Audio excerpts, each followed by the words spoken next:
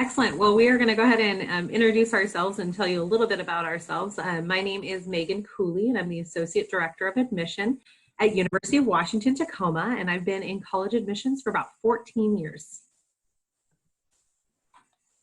And hi, all 90 or more of you. It's a delight to be here with you as well. My name is Christina Nakata-Alm, and I'm the Director of Entry Services at Tacoma Community College. And I've had the sheer pleasure of working in admissions for close to 10 years.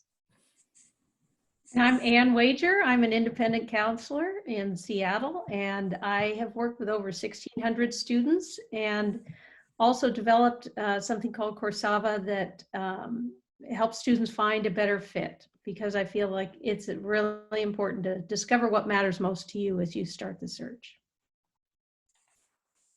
Excellent. So we are going to kick things off. Again, want to remind you, if you have any questions throughout the entire presentation, please feel free to use that Q&A box. We are going to take time at the end of our presentation to address your questions. So as they pop up to you, just pop them right into that box.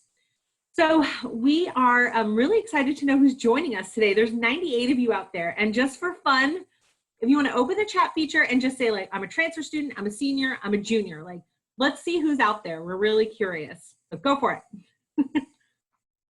Here they come, here they come. All right, I'm seeing lots of juniors. This is great. We're planning ahead. Fantastic parents. Another independent counselor. Oh, this is fantastic. Juniors, seniors, I love it. Oh, you guys, this is so fantastic. No matter where you are in your search, you are going to gain valuable information from us today. We're going to talk about your options and really help break down some myths and help to describe what your options can possibly be. We are going to talk about how important it is for you to find your own personal fit so that you can make the best decision for yourself as you soak up all of this important information. We want to make sure you're staying informed and ways to empower you to stay informed, and then give you some tips on next steps so that you can start this journey confident, looking forward and knowing that you are going to pick the best college possible for yourself and your future. So next up, we are going to have Christina join us to discuss, to start us off on knowing your options. Great, thanks, Megan. And so we'll start off by just, Megan and I will both talk a little bit about the different types of colleges or institutions of higher learning. And then it's kind of thinking through what's going to be the best fit for you. So I have the pleasure of talking about community colleges and technical colleges. So this presentation will be geared towards students who are in the state of Washington. So if you're in the state of Washington, in the beautiful points of Spokane to Yakima Valley to right here in Tacoma, Washington, where I'm at, we are blessed to have 34 community and technical colleges scattered throughout the state. And both community and technical colleges throughout the state are really geared towards providing accessible education at a really great price, and also just a solid education for anyone who's seeking to gain that. So specifically for community colleges, I'll give a couple examples for those that are in the beautiful Puget Sound like I am right now. So some of the local community colleges are some like Pierce College, Tacoma Community College, Olympic College are some of the few. Also within, so if students are looking at those types of community colleges, we focus on two different areas. One is if a student just wants to get a really solid foundation, and let's say they know they want to end up going to a great institution, a four-year institution or a university. Students can spend 2 years, do all their general education, their prereqs into the four-year institution at around 2 years, and some of those, what the program itself is called a direct transfer agreement. So some community colleges, or really all the community college in the state, they have some written formal agreements with public universities that say, if you do 2 years here and you do all these correct courses, pass the classes, that could look like a direct transfer into a four-year university. So just make sure to double check those requirements if you're looking at a private institution. Additionally, if you're a student who you're interested in the trades, and you're interested in really being interactive and career driven with your academic interests, though that could be a great fit of doing a technical college. So some technical colleges are really laser focused to career development that surrounds your community. So for example, some technical colleges surrounded close by in the in the Puget Sound area could be Bates College and Clover Park Technical Colleges. So some of those programs could look like, if you are sitting in your home right now, and if you're enjoying the heat, that's called an HVAC certificate. So that could be something where, again, you're learning hands-on apprenticeship, really driving the work that you're currently doing and then going into the job market. Additionally, some others could be welding, cybersecurity, and some of those other career-driven technical colleges. Both offer really strong, robust academic programs, again, with that focus on access. So you will not be denied admissions because the model of community and technical colleges is really supporting those incoming students, and also affordability as well.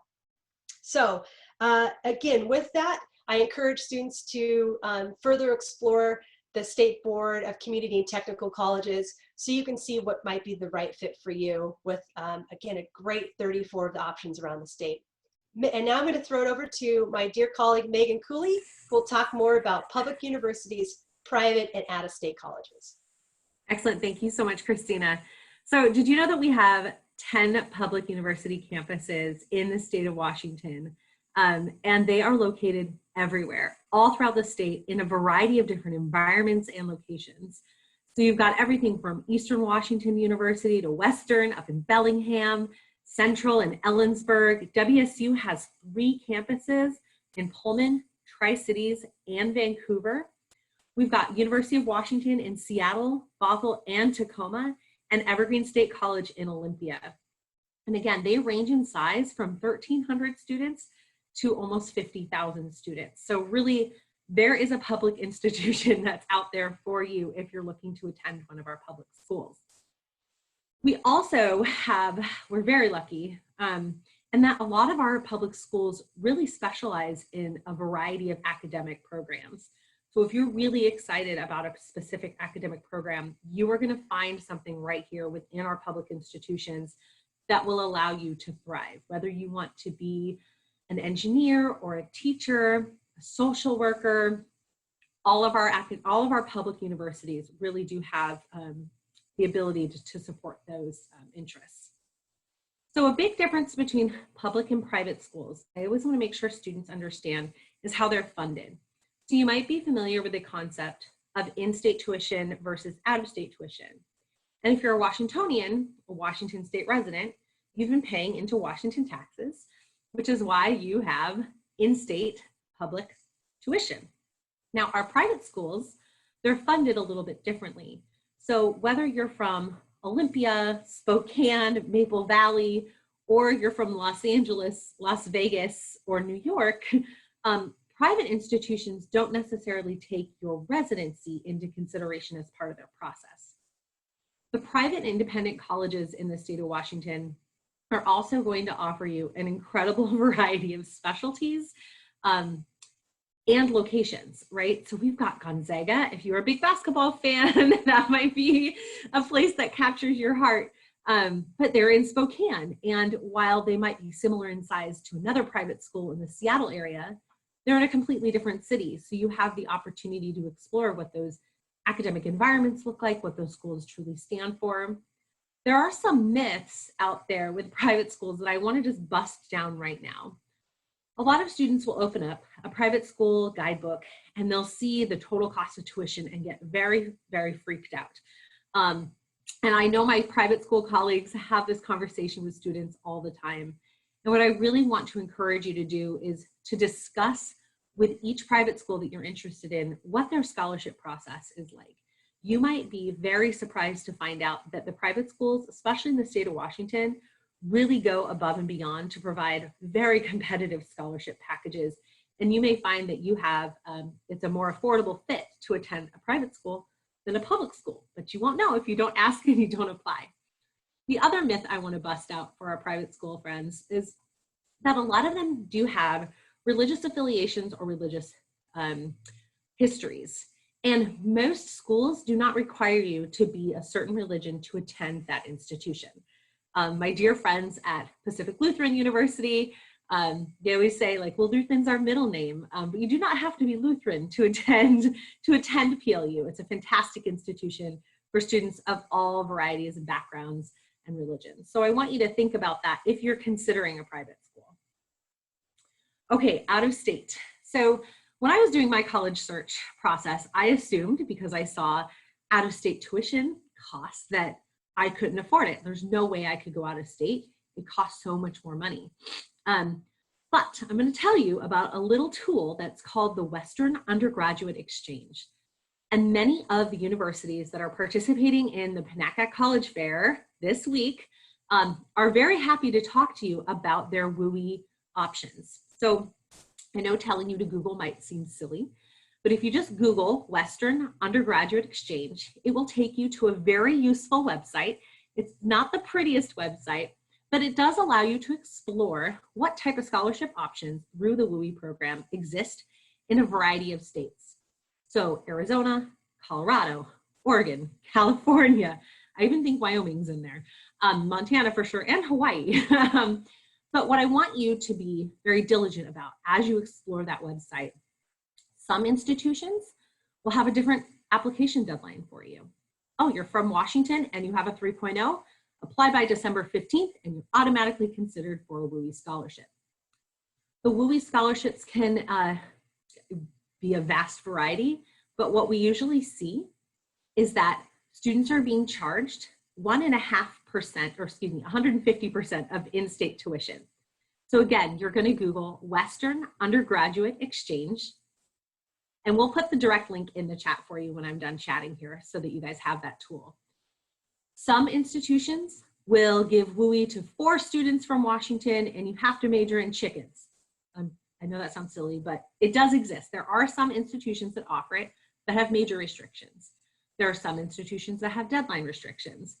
But the great thing about the WUI website is it allows you to explore each of those schools, read the fine print, and discover it might be cheaper for you to attend an out-of-state institution that you're super excited to go to than it is to even pay in-state tuition in the state of Washington.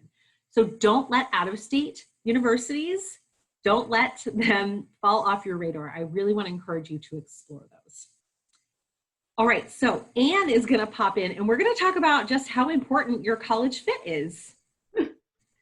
Thanks, Megan. I am a big fan of really figuring out what's important to you before you even start the search. I think the mistake that's made a lot is people go to websites and start putting in their scores and their grades and do you want a large school, small school? And what happens is you're not really thinking about what matters to you or why you're going to college in the first place. So I think really, really focusing on what matters to you most before you dig into the whole process can make a huge difference. We know that really it's what you do once you get there that matters. Not as important as where you go as what you do once you're there. Are there going to be professors that you can really connect with well? Or could you do an internship while you're in college? Or are there activities that you really care about?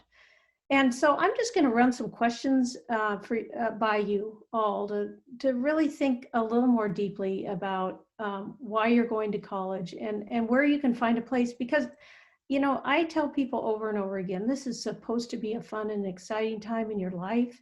It's not, I think there's a lot of negative news about it, but of course with COVID, what we need to do now is really help students figure out what matters to them, because colleges aren't using a lot of the normal metrics like scores that they did in the past. So conveying to the school why you're a good fit is a really important thing for you and for the school to find people who are going to be happy there.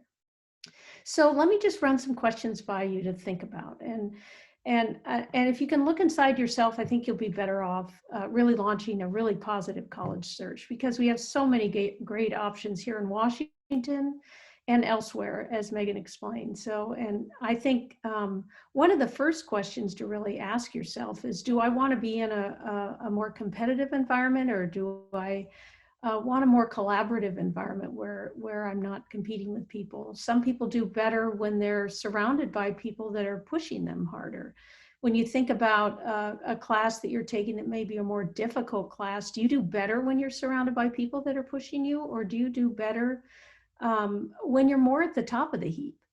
And I also think, you know, when you go to those search sites and you look at the size, some people, they you know, naturally say, oh, I want a big school with a lot of school spirit. And that's great, but you also might be the type of student who likes to, rather than meet new people every day, you like to see friends that are familiar to you as you're walking around campus every day. A small school can provide a lot more of a sense of community, but you can get a great sense of community at a bigger place if you find activities you love. And that's where really going to the school website and digging into what are the clubs and how active are the clubs and where am I going to find people and activities that I really connect with, and do I need a more religious atmosphere or not, or do I need to have a chance to join some clubs or do some sports that that are important to me. And I think the other thing to really think about is how far you want to go away from home. And right now, of course, that's a really complicated question. But do you want to meet people that are different than you are, or do you want to feel like you're stretching yourself that way, or are you happy to be a little closer to home with people that you're a little more familiar with? I think a lot of kids forget to really dig into the college websites. A lot of them are absolutely terrific when you want to get on the mailing list right away, and you want to be invited to the virtual tours that are there. And I think it's important to really look at the academics and look at the different majors. And I think sometimes one of the first reasons people pick a school is because they have a major that they want, but most kids change their major, and that's why you go to college, is really to think about what your options are going to be. So as far as making kind of final decisions on what colleges are going to be on your list, we're going to talk about that a little later, but some of the best resources out there, as I said, are the college website itself. And if you know what's important to you, I think you can make a list of 5 or 10 things that really matter to you. You know, I want a club, or I love this type of academics. And go to the website and answer all of those questions. You're going to be a lot more prepared when you do your application, and you're not going to waste time and money applying to a school that isn't a good fit. So don't forget to look for scholarships on the school website itself. Most of the money will come from the school itself. And we're going to talk about scholarship opportunities a little bit later. But really dig into that website and check those activities out. I think probably one of the best sources of free resources on choosing a college and everything else, podcasts and all, is the College Essay Guy website. And I can't stress enough how many terrific free resources and free counseling is offered there as well. So I would highly recommend when you're building your list to check that out. A lot of parents love the podcasts as well. You'll learn quite a bit from financial aid to the essay process or the application process. The other thing is College Express. They have a great website that has a lot of different categories that you haven't normally thought of. Colleges for the shy student is an example. I mean, there are all sorts of really great resources and things you haven't thought about. And CapEx is a great one for scholarships and just basically inputting sort of what you're looking for and then getting a list of schools. And I can't stress enough, just as I kind of wrap up where we all know that the world of work is changing considerably, and it's accelerating, and this change is accelerating now in particular. And so I think it's really important to be prepared. People are looking for creative thinkers who are flexible, adaptable. Well, we found that for sure. And I think one of the most fun things to do is to go to a few websites for organizations that you want to work for, whether it's a nonprofit or a hospital or a company that sounds really exciting to you. I think looking at the job openings on those websites can be a real eye-opener. Just seeing what you need to get there. We're sort of going from that angle and then back to looking at the schools to see what you need to do to get to where you want to be. And just to wrap up, I think LinkedIn is probably one of the best places to explore how do people get where they're going? I mean, what were their paths and what did they do? I think you'll be super surprised. So anyway, have fun with it. And I am going to pass it over to Christina. Yeah, there you go. Hi, thanks, Anne. Great. So now that we've taken the steps, you've learned a little bit more about the options that you have kind of worldwide. You've also kind of thought about the right kind of fit.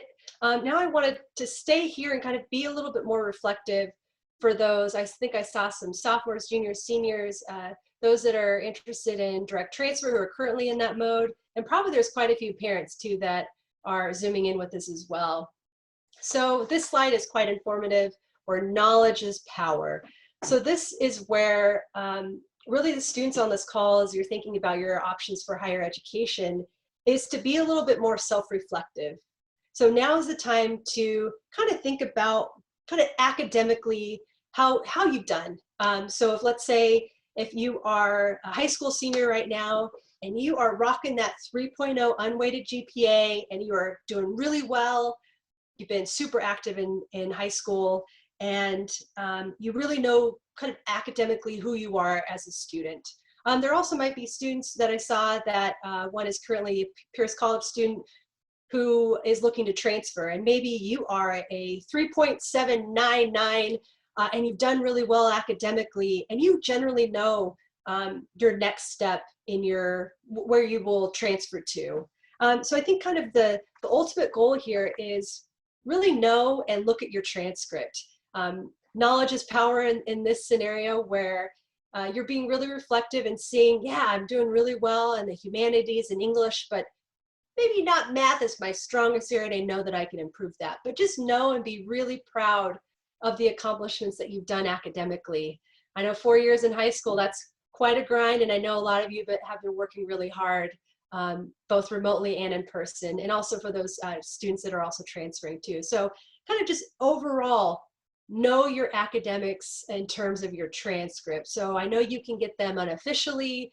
You can work with your high school counselor, or also for those transfer students, you can also check them online as well. And usually unofficial transcripts you can check online, and those are free. So I just want to empower you to take those first steps and really look at your grades and how you've progressed. So now that you've sought inwardly, you know generally where you stand, the next piece is to start thinking about the colleges or universities that you're interested in moving forward with. And that is just from the comfort of your own home. You're sitting in Netflix, and then you have your phone and you're just scrolling through different universities and colleges, and just seeing generally what are some of those academic requirements. And colleges and universities will be pretty clear on, here are some at least academic kind of thresholds that you need to at least meet in order for your application to be considered or at least evaluated, which I know universities and colleges will accept any applications, but just know ahead of time, what are some of those general requirements?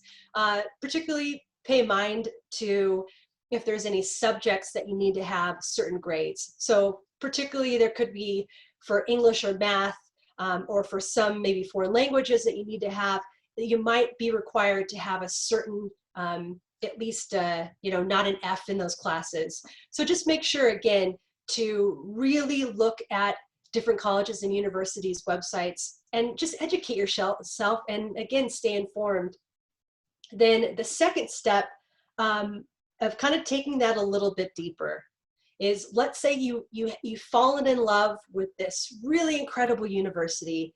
You've looked at the requirements and you see, okay, I meet all of those.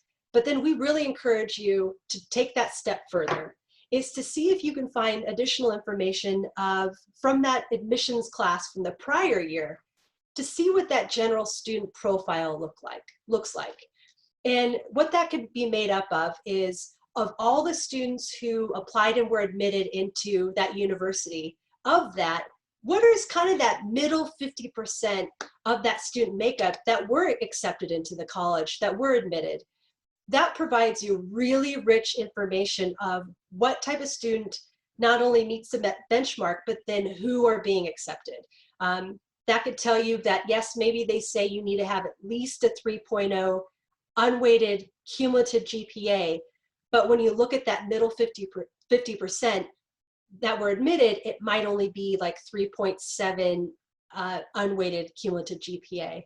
So again, it's just really doing your research, spending some time and looking at both the general academic requirements, but also that middle 50% is also really vital as you're thinking about the colleges and universities that you're interested in applying to. The next, and I know this is my favorite part, and I know for Megan as well, and for Anne when she takes students to different campuses, is to visit campuses. For the majority of those, right now, we highly encourage you, because of COVID, is to do your research again and make sure to see if universities and colleges are offering in-person tours or event days. And if they're not, that's okay. I know a lot of universities and colleges are offering virtual experiences similar to this that we're doing today. So again, as you're reflecting and seeing who's on the top or who's making up your college or university list, just to make sure and see if you can visit first in person, which is always an ideal situation, as Anne mentioned, and just giving the general idea of what's going to be the right feel for you. But again, also we really want to drive you to do virtual events because it's free. You can do it from the comfort of your own home. Mom, dad, auntie, uncle, grandma, sister, brother can also be right there as you're learning it as well. And then the final point is, I think you've kind of heard this underlining through each one of our bullet points here, is really thinking about the financial need and financial aid and kind of overall cost of how much it will be to go to a university or college. So at the very least, again, staying informed and just knowing overall is to, once you've identified some of those top institutions, is look at generally what kind of financial aid awards are generally offered, and also what kind of scholarships specifically at those institutions where you should be also applying for additional resources. And I believe Anne mentioned a few of those options, and also my colleague Megan will be talking about a little bit more of those other next steps too. So I'm stalling as Megan is up. So Megan, Megan's now going to tell you a little bit more on what to do next. Excellent. Thanks, Christina. Okay, so I really want to encourage you all to start building your list. And there's no rules, right? You're in charge of your list. So you can put someone or a school on the list, and then you can take it off in 2 weeks.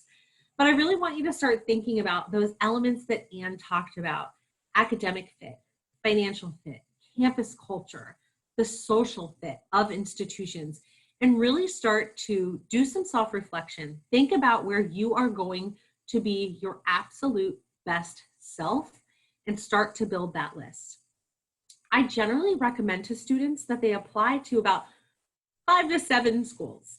If you are thinking that you want to jump the 10 line, the 12, the 15 line, you might want to step back and talk it out with some of your mentors. That's a lot, and they can get a little expensive. And then on the opposite end of the spectrum, and I was this person, I applied to one school. Maybe apply to more than one school. We do recommend about 5 to 7 is a really good spot. All right, so posted deadlines. Seniors, I really want you to be very aware of the difference between early decision, early action, regular decision. When you are building your list and you write down, this is due November 15th, this is due December 1st, you are going to beat those deadlines by 2 weeks. So if it's printed as a certain date, you're going to put it in your calendar for 2 weeks prior. And I'm going to be very honest. Some institutions have deadlines like app closed, cannot apply, do not pass go type of a situation. And most of our deadlines are in the winter time when Mother Nature likes to throw some parties. So windstorms, internet's down, there's all sorts of things that can happen. I really want you to take that 2-week situation seriously, okay? All right, how do these schools send you decisions? There was a very funny Modern Family episode where one of the daughters was like waiting for her admissions decision. She was running to the mailbox every day, excited with anxiety, which is fine if you know that your decisions are coming that week, but there's no reason to be an anxious, nervous mess in December if you know that an institution will not be sending you any decisions until March. So knowledge is power, okay? So empower yourself with that information. Some schools will actually send you an email. Some schools will update a portal of some kind. So know how and when decisions are being sent. Okay, we want to make sure you're filing your financial aid paperwork, all right? So the FAFSA for the 2021-2022, oh my gosh, academic year, that FAFSA is open right now. And we've got the proper website listed here for you, FAFSA.ed.gov. Do not ever pay anyone to file your FAFSA for you.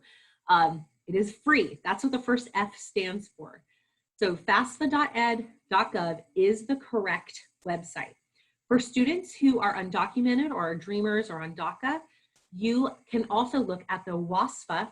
This is for Washingtonians only at readysetgrad.wa.gov/WASFA. Of course, it's a little bit longer. Okay, now, does everyone have to file a FAFSA? That's something that we get asked all the time. I highly recommend it because even if you're not planning to use financial aid right now, if there were to be an emergency of any kind, I don't know, like a pandemic or a medical emergency or anything like that, students can often be repackaged mid-year based on big changes of income or any type of emergency. So I always encourage everyone, you could be Bill Gates's kid and I would say, go file your FAFSA. So make sure you're doing that, seniors, right now, and I encourage you to do so by the end of 2020. Now, scholarships. Anne mentioned that a lot of the scholarships that you're going to have access to will be directly accessible through the institutions where you're applying. Most institutions will have some sort of, if you apply by this date, you're automatically considered for scholarships. Or if you apply by this date, you'll get a link to a scholarship application and something like that. But there are so many different scholarships out there that you can search for on your own. Both of these websites that we have here for you, the washboard.org and fastweb.com, are fantastic resources for you to start exploring. And here's a good way to look at this. If you win a $500 scholarship and it took you 2 hours to prep and apply for that scholarship, you just paid yourself $250 an hour. That's not a bad gig, right? Constantly ask your institution, so not just as an applicant, but as a junior, when you're in the middle of college, make sure you're connecting with your institution. Hey, are there any scholarships that I should be aware of that I need to be applying for? And always keep your eye on FastWeb as well, because it can update not just for upcoming college students, but for current college students as well. All right. We're gonna bring Anne back in. Hi, all. I just circling back on the talk to your family. I think, originally when we were talking about all of those things that matter to you, if you really dig a little deeper and think about activities and how you learn best, do I need learning support? Am I a first-gen student? Do I need that kind of support once I get there as a transfer? All of those things, you want to be able to really kind of nail those down. And if those are the top important things to you, talk to your family about those important things. I can't tell you how many times I see a disconnect between parents and what the parent thinks a student wants and what the student actually wants. So those conversations can be really valuable. And also on the financial aid front, or, do I want to get merit aid or scholarships, or do I need that at the school? All of those conversations are really great to have early on, because there's nothing worse than getting to the end of this process and finding out, oh, oh, I never could have afforded this school, or it's really not a great fit. I went here for all the wrong reasons because, you know, my family went here, or I was being pressured to. So think more deeply about it early, talk to your family about it, and get everything out in the open as early as possible. And connect with your high school counselor as well, because that your high school counselor sees students applying from your high school to hundreds of different colleges, and they can help you sort of put things in context, and also help you maybe connect with other students who are already there. They also may have to write a college recommendation for you for some of the schools that require counselor recommendations. So keep that in mind as you're really kind of honing your list and getting ready to actually apply. Excellent. And that brings us into getting to know your admissions counselors. So every institution is going to have a person who is, I don't want to say assigned to you, but assigned to you. So it could be based on your student type. It can also be based on geography, the school you're attending. Most institutions will have a find your counselor, like a search process that way, or a general email address that you can just say, hey, my name is Chrissy, I'm attending Kentwood High School, who's my counselor? You can absolutely do that. These folks are here to help you navigate this process, and they should be there providing you with accurate and ethical information so that you are able to turn around and make the best decision for yourself, not only as you're exploring where you want to apply, but then after you're admitted, you're then going to be given the decision on where you choose to attend. So get to know your admissions counselor. And I will tell you, we are extroverted people for the most part.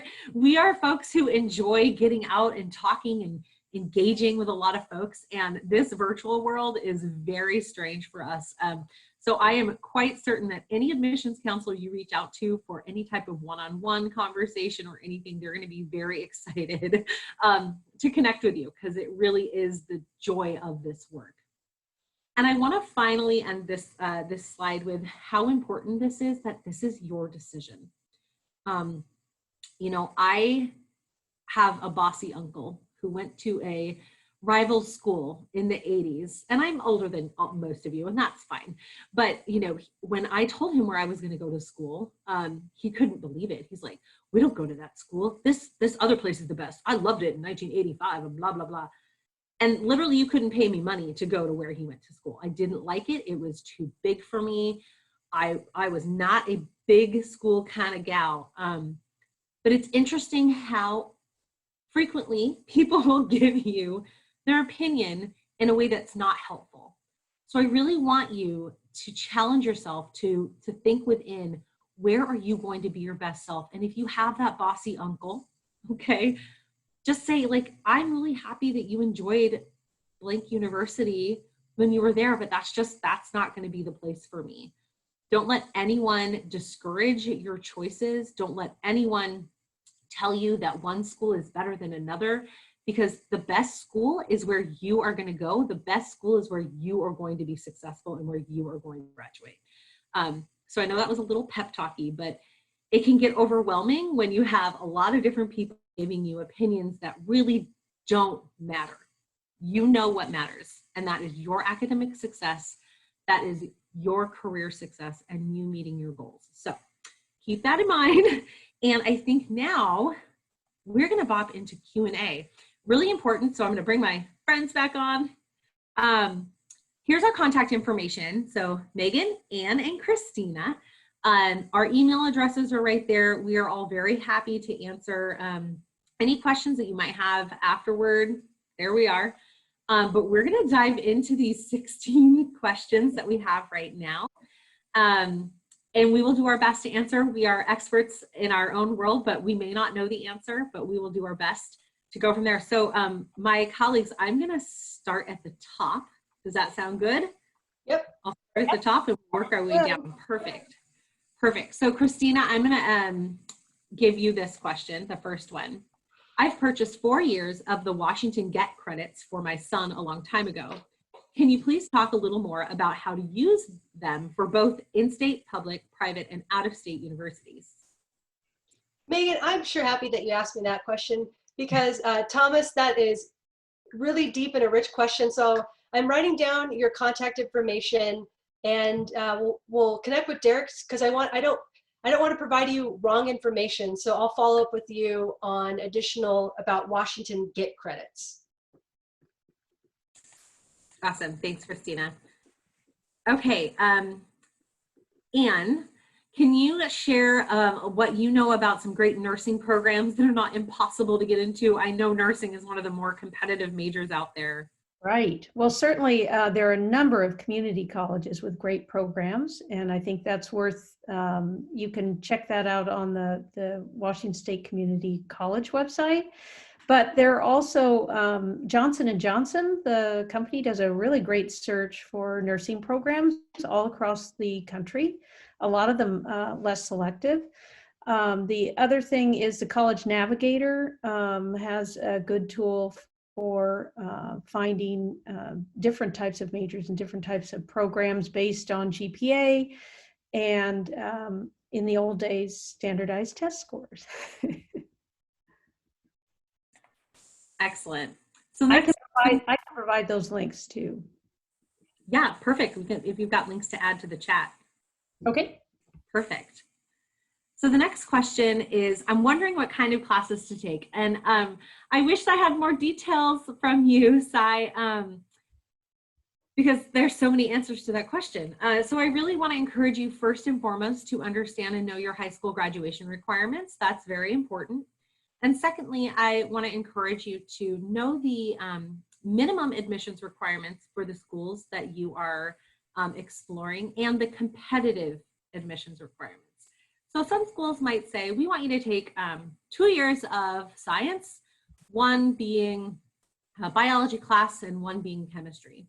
And if you ask an admissions counselor, because remember, we're staying in touch with our admissions counselors, if you ask an admissions counselor, hey, if I were to take science courses in high school, what would be a more competitive profile? The admissions counselor might tell you, well, we really love to see 4 years of science, or maybe they really like to see 4 years of a world language. So working backwards, start exploring where you'd like to apply, learn what those minimum admissions requirements are, and then learn what the competitive admissions requirements are. All right. Oh my goodness, the questions all moved on me. Hold on a second, folks, sorry. You're asking more, which is good, which just means my list got bumped. I am so sorry. There we are, okay.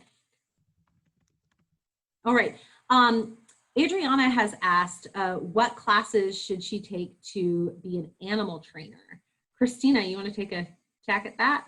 Yeah, I'd love to. So I think that can go in many different areas. I think about one of my dear friends, Reagan, who went to the same university together, graduated, and got her bachelor's of veterinary medicine, and is actually teaching now. So if you want to do the real extreme and get your doctorate and take that love for animals to a whole nother level, that would be one pathway. But really for some, that's not the direction. So what I would strongly encourage is to look at possibly more of our technical colleges in the state of Washington if you reside in Washington. And I would encourage you go to our State Board of Community and Technical Colleges. They have a really slick way where you can see out of all the 34 community and technical colleges, what are some of the degrees or certificates that they have at those institutions. And so I would encourage you, because there could be a great technical program that could possibly combine two things, maybe entrepreneurship certificate and also some general knowledge of animals in general. So maybe combining the two. So I would encourage you maybe to start there. And again, as our colleagues have been mentioning, just doing additional research and seeing if there's anything in the state of Washington, or heck, let's try to go with the nationwide or also maybe globally as well. Yeah, that good question. That would be a great one to share, Christina. That's a great search. Will do. It is a great search tool. Okay, Anne, next question's for you. I know I talked about the Western Undergraduate Exchange. This person's wondering if the Western Undergraduate Exchange options lists options that would be useful for people who might consider wanting or needing to go out of the country to attend college. Well, no, the WUI program is really just, it goes as far as North Dakota, from Washington east to about North Dakota, south down to Arizona. So it's only really within the West. But if you want to look at international schools there, I can certainly provide, the problem is you kind of have to know what country you're going to in order to search for an international option. But as part of the college fair, I think probably the best place to start is the virtual college fairs that are happening now. Oftentimes will include places in the UK or in Canada, lots of great options all over the world to check out. And I think probably the best way to do that is with these virtual college fairs for students looking internationally, because those are the ones that are going to be the most open to having students from the US. So. Excellent, thanks, Anne. So next question is, what are the best sites to browse colleges and set up info meetings? Our websites. So the individual admissions websites, I know that is not consolidated for you, but really it is the individual university and college websites where you can set up info meetings. A lot of schools are offering webinar series, so you can check those out. And honestly, you guys, through the Pennacat College Fair right now, if there's a school you're excited about, click on their profile and you can actually click on presentations. And as far as I know, every school I've checked out, they're listing presentations that they're offering this week. So that is what I would recommend. And I'm going to give you this one because I feel like you probably have a little bit more experience with this. What classes should I take and what advice do you give to get into an Ivy League school or top 20 school? I know that's a big question. It's a big question. I feel like it's its own. I think, Ivy League schools or any of the most selective colleges that only admit, 4 to 10% of the students who apply. It's important that you have 4 years of a language. I think actually the best way to find that out is to target the schools and go to their websites on their admission page. They will tell you what they recommend. In most cases, they're going to have some requirements, but and others, they're more flexible, and you just can see what they recommend. But it's basically 4 years of all of your core classes. There you go. And would you say too, Anne, it's there's a lot of opportunity for the student to share their own personal voice. So through supplemental information, the essay, that's truly where the admissions representative can truly get to know their unique student really, really deeply.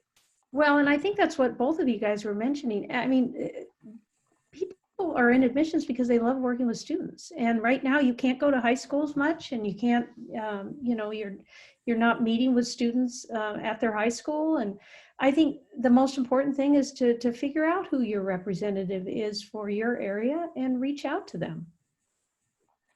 Definitely. A very important question about the SATs. I know that, oh my gosh, I lost the spot again. This is killing me. Do all schools need your SAT score? And this is a super hot topic right now. Christina, do you want to take the SAT question? Sure. Yeah. Maybe I'll say a little bit of, speak to the most, so SAT or ACT, depending on the state and where you are, they are not being offered. And because of that, I know that universities and colleges have been nimble and have really changed the mode of if it is a requirement. And I'll leave it vague there, and I'll throw it over to my colleague Megan to speak to the next level of that. Yeah, so right now, no, you don't need to worry about the SATs. The reality is that your ability to access that test is very limited. And in the state of Washington, it is incredible. The colleges are just, we are not even looking at it. There are some universities that if you send it, they literally are not even going to look at it in their review. And this is information coming from all the public and private schools in the state of Washington. If you are anxious about a certain school, go ahead and again, contact them. Get onto this website or onto our college fair and ask them. But really, what we're hearing from all of our colleagues is that students do not need to worry about their SATs right now. Okay. Mark. Well, and that's all the more reason that you need to really convey to them why you're a good fit. That's right. Yeah, use that essay. Power that essay, folks. So Mark, you asked a great question. When do you recommend students taking their college tours? And that your son is a junior. And so I'm gonna tell you, my nerdy happy place, Mark, is campus visitation. It is my favorite thing in the world. I do it for fun as like a hobby. So honestly, I think junior year is the perfect time to start taking college tours officially. I feel bad for my future children because they will probably go on college tours when they're like in 3rd grade because I'm intrigued. But really, junior year is fantastic. The summer before senior year is fantastic. There's even a trend of students who are not visiting until after they've been admitted to an institution. I don't necessarily recommend that because I think it's important that you literally try on the school. Like, I know that sounds cheesy, but you're like putting on the jacket. Try on the school before you apply. Because something can look beautiful in a brochure and Cousin Mary may have had an amazing experience there 5 years ago. But if you're not feeling it as a 17-year-old, why even apply if you go on a campus visit and you don't like it? Trust your gut too. So I think junior year is a perfect time. All right. Again, losing my spot. I'm so sorry, you guys. Will the universities be adjusting the tuition lower for the coming year since most are not teaching in person? Traditionally, online classes cost less than attending in person. That is a very big political question. Thank you for that. As far as I know, no, tuition is not being changed because basically the information and the students are still being taught by the same professors. It's just using a different means of delivering the information. But if you have specific questions or concerns, my understanding is that each institution does have a COVID Q&A type of person within their communication department. But I can speak for University of Washington. Our tuition did not change at all this year. So. My daughter is a senior now, and I would like her to apply at Princeton, Georgetown, UCLA, and Stanford. Does she just go to the school website to apply? And do you have any recommendations on actually filling out the applications for some of those institutions? Well, yeah, the Common Application is the most popular application used for hundreds of colleges, and the basic information you fill out is the same, and then sometimes the colleges you listed will have some supplemental essays, but it all can be done through the Common Application. High schools that use Naviance prefer that because it connects, but there's also the coalition application. But I would, most students are using the Common App. Definitely.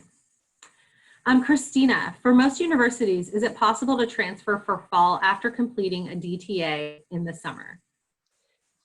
Yes, thanks, Jordan, for that question. What I would encourage Jordan and other similar students like them is to double, classic notage on this presentations, double check the websites of the institution that you're looking to apply to. If you've already completed some of those core requirements that the four-year institutions have said that you need, for example, college level English and math and maybe something else, as long as those have already been completed and they're not in progress, I would highly encourage you to apply. The universities will also be really clear on if they need additional information or if they will contingently accept you, but then with once they've received your final transcript from the community or technical college, then they can outright admit you. So again, just double check the website, and Jordan, I wish you all the best in completing your degree. So folks, we only have about 4 minutes remaining and we still have quite a few questions. I want to encourage you, if we are not able to get to your question, to please reach out to us individually. Again, Christina is working at TCC, has a lot of experience in public institutions and transfer guidance. I work at University of Washington, Tacoma, and have a lot of experience with public institutions and traditional high school to college giving advice. And Anne is an independent counselor. And so she's worked with, what you said, 16,000 students helping. 1,600. 100. Oh, wow. I just like upped your ante right there. But she is a person where students can meet with her individually, and she has her own website and everything. So I want to encourage you to reach out to us individually, because there's no way we're going to get to all these questions, which I'm so proud of you guys. I'm so proud of you for asking such good ones. I want to make sure we address this. What kind of GPA do I need to get into a good school? I want to address that, in that there is no right answer to that question, because a good school is the school that is going to be the best place for you based on your goals and based on your academic profile.